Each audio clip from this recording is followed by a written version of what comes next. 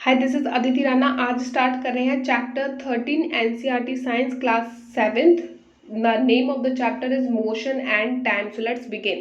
Firstly बात करेंगे slow और फास्ट। आप कैसे बता सकते हो कि कोई व्हीकल स्लो जा रहा है या कोई व्हीकल फास्ट जा रहा है? इसके लिए आपको क्या देखना पड़ेगा कि किस व्हीकल ने जो सेम डिस्टेंस है उसे सबसे शॉर्टेस्ट टाइम में कवर किया है।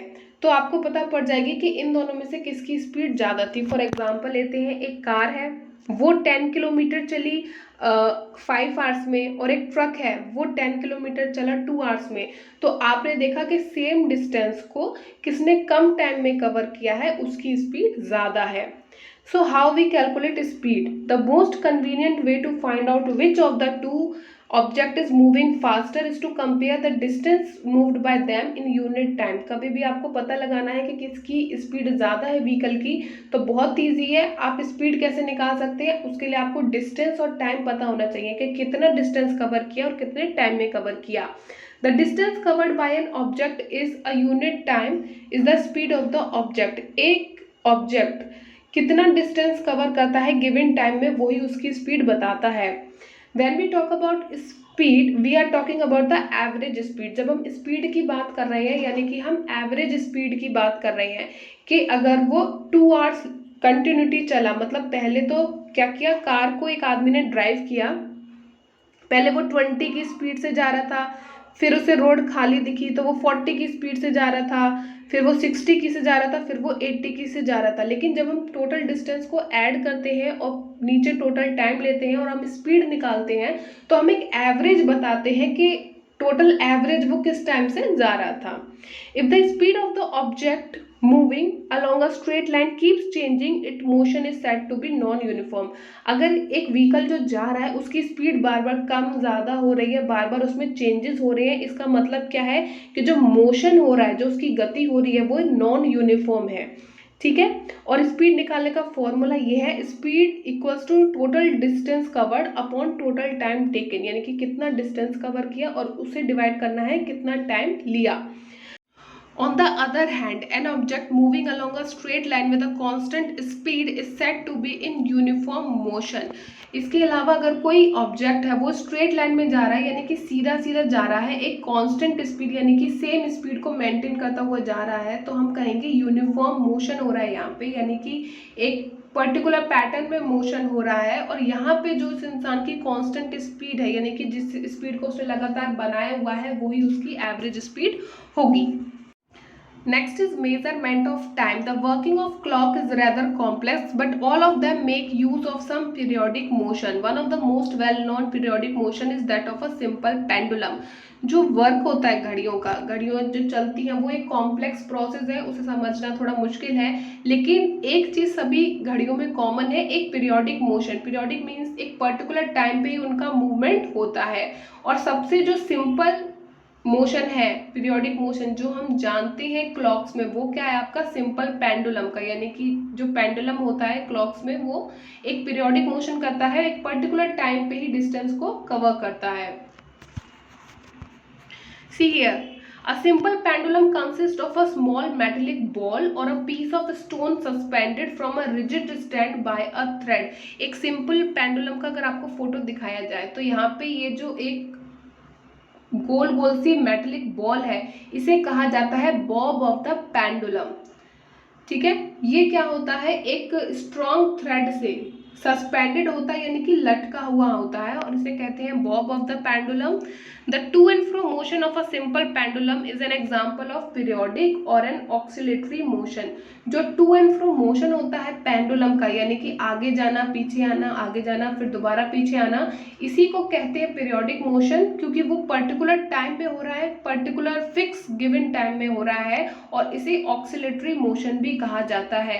The pendulum is said to have completed one oscillation when its bob started from its mean position O, moves to A, then to B and come back to O. The time taken by the pendulum to complete one oscillation is called its time period. यहाँ पे एक और चीज देखते हैं, oscillatory motion क्या है। ये पेंडुलम था, ये बॉब ऑफ पेंडुलम था, ये अपनी फिक्स मेन पोजीशन 0 से चला, फिर A तक गया, फिर बी तक गया और दोबारा ए तक पहुंच गया, तो ये इसने वन ऑक्सीलेशन कंप्लीट करी। इसमें इसे जितना टाइम लगा वो है time taken to complete one oscillation. Unit of time and speed. अब बात करते हैं क्या यूनिट है टाइम और स्पीड की। The basic unit of time is second and the symbol is S. जो बेसिक यूनिट हम टाइम की यूज करते हैं वो है सेकेंड और उसको स्मॉल एस से रिप्रेजेंट करते हैं। लार्जर यूनिट्स भी हैं जैसे मिनट्स है और आवर्स है। The speed is measured as distance upon time. जो स्पीड को मेजर करने का फॉर्मूला है वो है डिस्टेंस अपॉन टाइम, यानी कि जो स्पीड की यूनिट है वो क्या है, मीटर पर सेकेंड। लेकिन अगर बड़ी डिस्टेंस आपको दी जाती है या ज़्यादा टाइम आपको गिवन है तो आप बड़ी यूनिट का भी इस्तेमाल कर सकते हैं, for example kilometre per hour.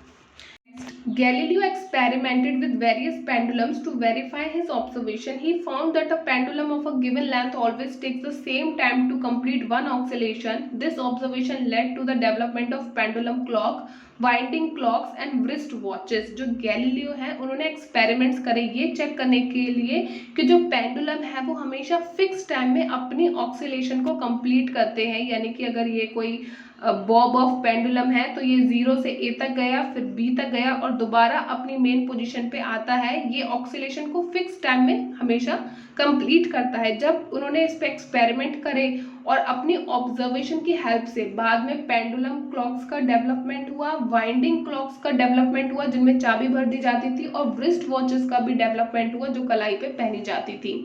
So how time was measured when pendulum clocks were not available. जब पेंडुलम क्लॉक्स नहीं हुआ करती थी तब हम टाइम को कैसे मेजर करते थे। That time we use sundials, water clocks and sand clock. उस समय हम 3 तरह के चीज़ों का यूज करते थे टाइम का पता लगाने के लिए। So the first one is sundial at Jantar Mantar in Delhi. इस इमेज में हमें पता पड़ा है कि सन की हेल्प से हम टाइम का पता लगाते थे। Okay, then there is water clock. Water clock यानी कि पानी की हेल्प से हम पता लगाते थे कि क्या टाइम हो रहा है। Then there is sand clock. Sand की हेल्प से हम रेत की मदद से पता लगाते थे कि इस टाइम क्या टाइम हो रहा है, जब पेंडुलम क्लॉक्स डेवलप नहीं हुई थी। Next, find distance of the school from your home. You can do one activity. आप ये देख सकते हैं कि आपको स्कूल जाने तक कितना टाइम लगता है और स्कूल का आपके घर से डिस्टेंस कितना है। तो जब आपको पता होगा कि आपका घर स्कूल से कितना दूर है, आपको डिस्टेंस पता है, आपको ये पता है कि स्कूल जाने में टाइम कितना लगता है, तो आप स्पीड निकाल सकते हो। ठीक है, एंड दिस फॉर्मूला, इसी फॉर्मूले को ट्रांसपोज करके आप अगर मान लीजिए आपको स्पीड और टाइम पता है तो आप डिस्टेंस फाइंड आउट कर सकते हो, because distance covered equals to speed into time.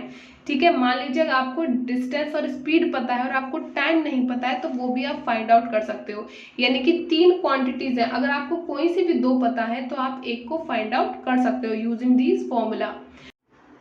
Next is speedometer. It measures and displays speed of the vehicle. It records the speed directly in kilometer per hour. यहाँ पे आपने car में देखा होगा speedometer, ये क्या करता है, मेजर करता है और दिखाता है कि व्हीकल की स्पीड कितनी है और ये उसे दिखाता है किलोमीटर पर आवर में। जैसा कि आपको इस इमेज में दिखाई दे रहा होगा, सी हियर, यहाँ पे स्पीडोमीटर ये दिखा रहा है कि 20 kilometre per hour, 40 kilometre per hour, 60 kilometre per hour, 100 kilometre per hour, ये 140 किलोमीटर पर आवर आपकी क्या स्पीड है व्हीकल की, ये शो कर रहा है। ठीक है, नेक्स्ट बात करते हैं odometer. It measures and display distance travelled by the vehicle. Odometer भी होता है हमारी कार्स में, हमारे व्हीकल्स में, जो हमें बताता है कि कितना डिस्टेंस ट्रेवल किया है इस व्हीकल में। तो यहाँ पे आपको ब्लू लाइन से शो किया है ओडोमीटर, यहाँ पे आपको दिखाई देगा कि आपने कितना डिस्टेंस कवर किया है। नेक्स्ट बात करते हैं distance time graph. It is the graph which is plotted between the distance in Y axis and time in X axis. The slope of the distance time graph gives the speed of an object. यहाँ पे आपको एक graph paper का image दिखाया है। तो जो Y axis है ना, वाई एक्सिस है, वहाँ पे हम डिस्टेंस को रिप्रेजेंट करते हैं। जो एक्स एक्सिस है आपका, यहाँ पे हम टाइम को रिप्रेजेंट करते हैं। और यहाँ पे जो हमें स्लोप मिलती है, जो ढलान मिलती है, वो बताती है, क्योंकि हमें डिस्टेंस पता है कि कितना डिस्टेंस व्हीकल ने कवर किया, कितने टाइम में कवर किया, तो इसकी हेल्प से हमें स्पीड पता पड़ती है। डिस्टेंस टाइम ग्राफ में हमें जो भी स्लोप मिलता है उसे हमें पता पड़ती है कि किस स्पीड से कोई ऑब्जेक्ट मूवमेंट कर रहा है। Next example of different types of graphs. अब हम डिफरेंट टाइप्स के ग्राफ्स को देखेंगे जिन्हें हम यूज कर सकते हैं अपनी इंफॉर्मेशन को रिप्रेजेंट करने के लिए। ठीक है, यहाँ पे हमने सिचुएशन ली है, here is data for fruits liked by percentage of students out of 100। यहाँ पे डेटा दिया है कि फ्रूट्स का नेम है और कितने परसेंट बच्चों को वो फ्रूट पसंद है। बनाना 10% को पसंद है, एप्पल 23 को पसंद है, गुआवा 15% बच्चों को पसंद है और मैंगो 52% बच्चों को पसंद है। तो ये 3 टाइप्स के डायग्राम है, ग्राफ है जो आप क्रिएट कर सकते हो। First is bar graph. Bar graph में यहाँ पे रिप्रेजेंट कर रहा है, देखिए बनाना 10%, एप्पल 20%, गुआवा 15%, इस तरीके से सब रिप्रेजेंट किया है। बार ग्राफ, बार इस तरीके से होते हैं ना लाइंस, यानी कि वो ग्राफ जो लाइंस की हेल्प से बनना होता है वो आपका होता है bar graph. Next is pie chart, यानी कि एक सर्कुलर डायग्राम, इसकी हेल्प से हम अपनी इंफॉर्मेशन को शो कर सकते हैं। ठीक है, यहाँ पे हमने डिवाइड किया है कि कितने परसेंट लोग बनाना को प्रेफर करते हैं, कितने लोग एप्पल को प्रेफर करते हैं, कितने लोग गुआवा को प्रेफर करते हैं। परसेंटेज भी यहाँ पे आप मेंशन कर सकते हैं पाई चार्ट में। Next is line graph. यहाँ पे क्या होता है, लाइन की हेल्प से हम ग्राफ को रिप्रेजेंट करते हैं कि कितने लोगों ने बनाना को प्रेफर किया है, एप्पल को प्रेफर किया है। डिफरेंट टाइप्स ऑफ इंफॉर्मेशन को रिप्रेजेंट किया जा सकता है बार ग्राफ का यूज करके, पाई चार्ट का यूज करके, लाइन ग्राफ का यूज करके। Next types of motion using D and T graph, यानी कि अब यहाँ पे मोशन के तरीके दिखाए गए हैं using distance time graph. First में देखिए object is in uniform motion. यहाँ पे देखिए जो डिस्टेंस है और टाइम है उनका सेम प्रपोर्शन है। ठीक है, मतलब 1 किलोमीटर चलता है 1 आवर में, 2 किलोमीटर चल रहा है 2 आवर में, यानी कि एक सेम प्रपोर्शन में डिस्टेंस और टाइम बढ़ रहा है तो आपको इस तरीके का स्लोप मिलेगा। और ये दिखाता है कि ऑब्जेक्ट है वो यूनिफॉर्म मोशन में मूव कर रहा है, यानी कि सेम स्पीड में मूव कर रहा है। Next see this diagram, distance his here and time his hair.